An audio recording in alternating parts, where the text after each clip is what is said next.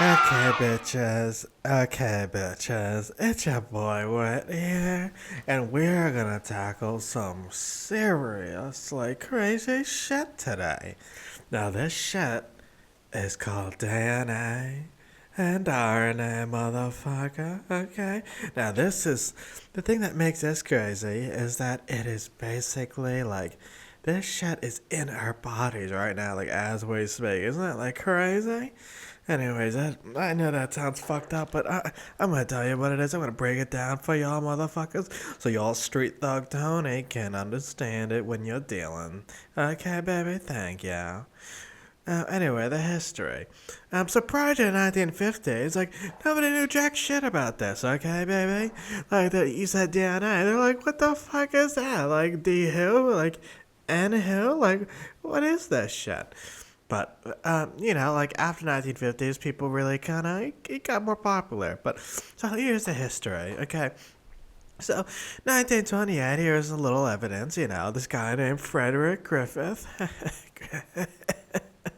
Anyway, he had a little study he did with these pneumococcal R and S strains. So he had two of them, the S strain would go in a mouse and kill it, and an R strain would go in a mouse and it wouldn't do anything, it wouldn't do anything. So he's like, oh, this S strain is like the deadly one. But then like every so often, you mix up the variables and you give the R strain in like a mouse and it dies, but then you check it and it's actually the S strain inside of it. So it's like, how is this R turning to S's and shit like that, Like S is deadly, R is not. Like, what's going on here, He's like, I don't know what's going on. Fast forward in time, this bitch, I don't know, maybe fades away in history, but anyhow, 1944, this guy, Oswald Avery, he's like, yeah, bitch, like, we did this study a million times, and we found out that the factor that does this, that changes the R to the S, is like a thing called DNA.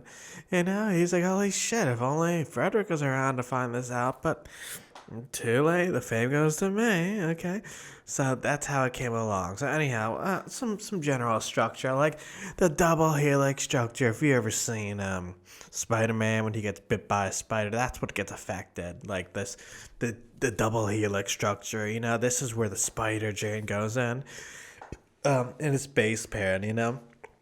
So we got the A's always go to the T's with two bonds, hydrogen bonds. The J's always go with the C's with three bonds. It's a little closer, it's stronger. It's complementary base pairings of the hydrogen bonds. Okay, baby. Um, and so these bases were being paired only by hydrogen bonds. Okay, and it goes, so that way, this is basically the foundation.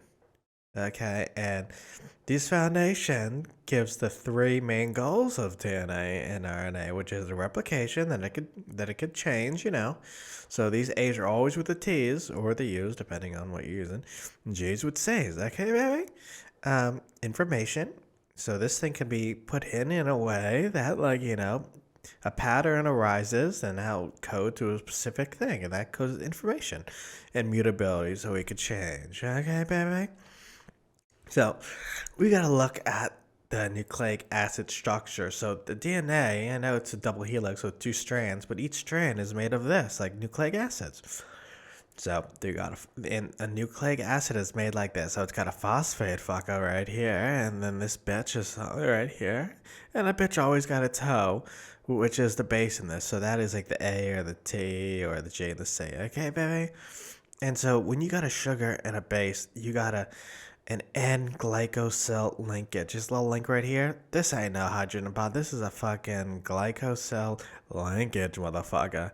Okay, so this is the general structure, and I'm about to move on to how these things link together and align. But what you should know, this shit pretty inert, Like shit breaks often in DNA. Like RNA is actually a little more stable than DNA because he ain't a little bitch like DNA, but luckily for DNA, he got his brothers and his sisters to help him out when there's some damage. They fix him.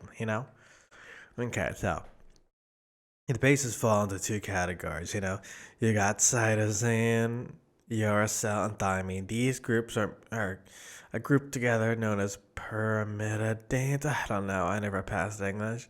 Okay. and the purines, guanine, inosine, and adenine. Okay, baby? So J goes to say, A goes to T, like all sorts of shit like that, baby? And don't worry about pronouncing these names, you're not an English major, you're not on TV. You're a science major. English is like how do you say it? Like, it's like a made up fantasy, like fake science, Okay, anyway.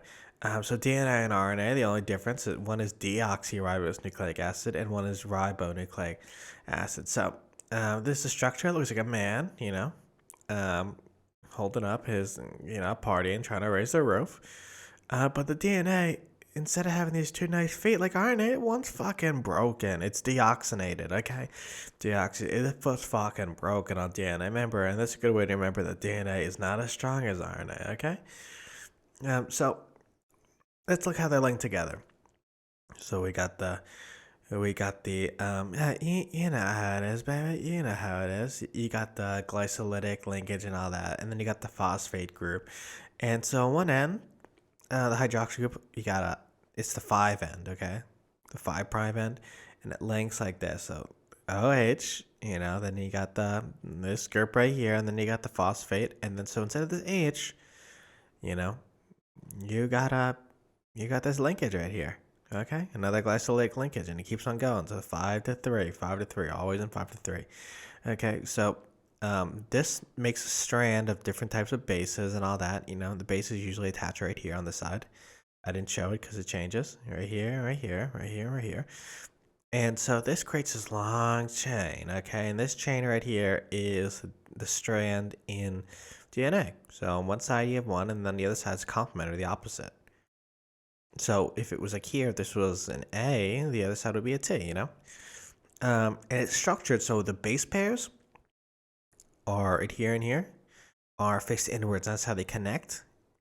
And then the phosphate groups are sticking out outside. And since they got the same kind of negative charge, negative and negative, the outsides push away from each other, so they actually push inwards to stabilize the whole thing. So it's antiparallel. Phosphates outside stabilize. You got the hydrogen bond on the inside. You got about 10 per turn, so from like here to here. And different groove sizes, so like right here and here is, because like two strands going like bam, bam.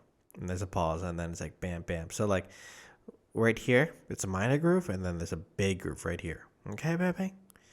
Okay, so the notation, instead of writing out all this shit like cytosine, guanine, all that shit, we just do letters with the first letter. So it's like, we always do 5 to 3, so C, T, G, T. Okay? Sometimes we show two strands, so again, 5 to 3, and then the opposite, 3 to 5, so C, C with G, T with A, G with C, that kind of thing. If you're transcripting, so which is turning from DNA to RNA, same exact thing, except the T is going to use an RNA. Okay?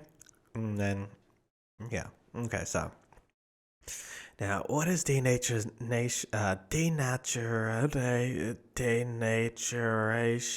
Okay? I'm not an English teacher, don't laugh at wit here. Okay, I'm trying, but when you're raised by the Wu-Tang Clan, some of your words get a little silly on the street, okay? Anyway, so, like I said, you got the two double strands. Hydrogen bonds are the ones that link them together, but you add some heat, and that shit starts breaking. The hydrogen bonds are the weak part. They're not as strong as the glycolytic, so they start breaking and the two strands separate. And you could do a little test called the hypochromic effect, which is used as like a, UV light kind of and shit like that to see how strong something is.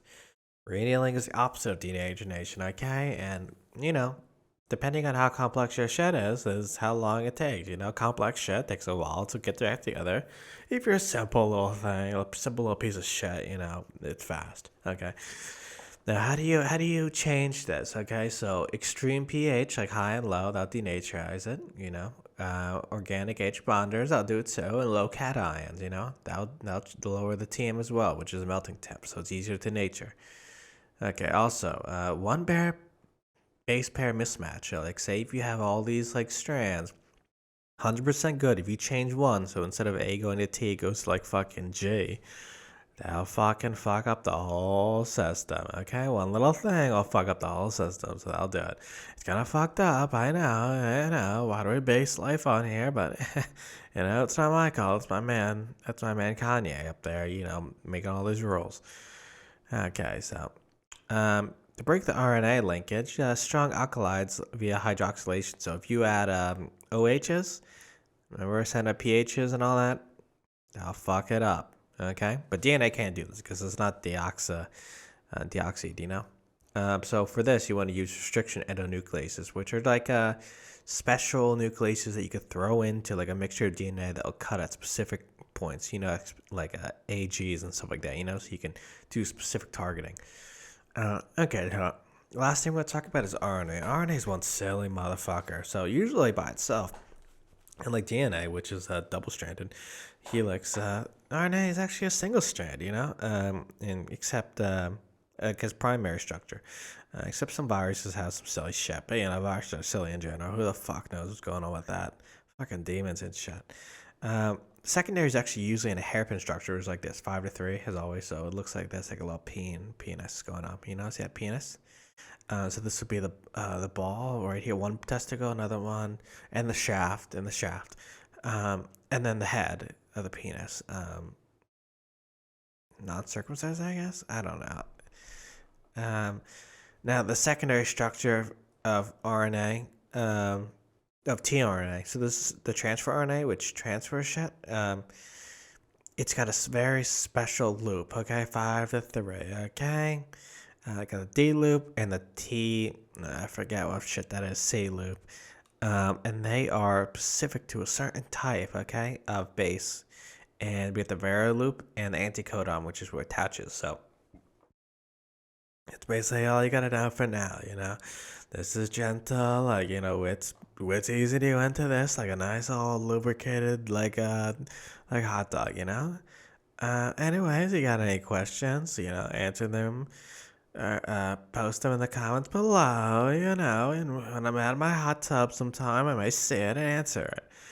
I haven't actually listed my hot tub schedule this year, so I don't know when that'll be, but when I'm out, probably when I'm heading to the bar to get another refill for my drink, and I check my phone, I'll see it and I'll answer it. Anyways, that's all for now. Thank you.